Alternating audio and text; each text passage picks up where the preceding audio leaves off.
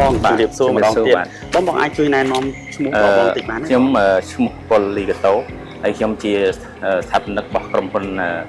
លីកាតូ EC Cambodia បាទអរគុណបងកត្តាអីខ្លះដែលនាំឲ្យបងជ្រើសរើសប្រើផលិតផលនៃក្រុមហ៊ុននោះបងបាទកត្តាសំខាន់គឺយើងជឿជាក់ទៅលើគុណភាពបាទទយោរបស់ UPG ហ្នឹងគឺយើងធ្លាប់កន្លងមកគឺយើងប្រើរួចហើយដែរហើយគុណភាពគឺយើងទទួលយក10 លើ 10ក្នុងការវិស័យសំណង់ទាំងប្រព័ន្ធទយោទាំងប្រព័ន្ធគ្រឿងភ្លើងនិយាយទៅ accessory ដែលត្រូវប្រើនៅក្នុងអគារនីមួយៗគឺយើងទទួលស្គាល់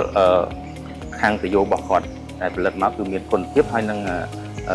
តម្លៃសមរម្យដែរបាទបងទីបងផ្ទាល់បងមានជាសារឬក៏មានជាពាក្យពេចន៍អីផ្ដាំផ្ញើទៅអតិថិជនដែលក៏ធ្លាប់បានប្រើប្រាស់ផលិតផលនៅខាងក្រុមហ៊ុននោះដែរបងបាទសម្រាប់ខ្ញុំ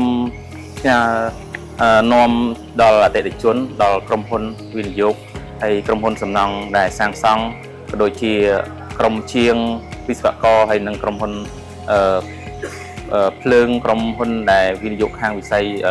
អេឡិចត្រូនិកបាទហើយអតិថិជនដែលប្រើប្រាស់ទយោទាំងទយោទឹកទាំងទយោភ្លើងទាំង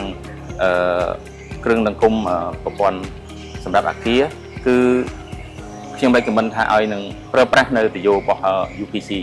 បាទដែលជាទយោមានគុណភាពទទួលស្គាល់ដោយ ISO ហើយយើងទទួលក៏ថាជាទយោផលិតនៅក្នុងស្រុកដោយកូនខ្មែរដែលមានគុណភាព10 លើ 10បាទអរគុណបងអរគុណ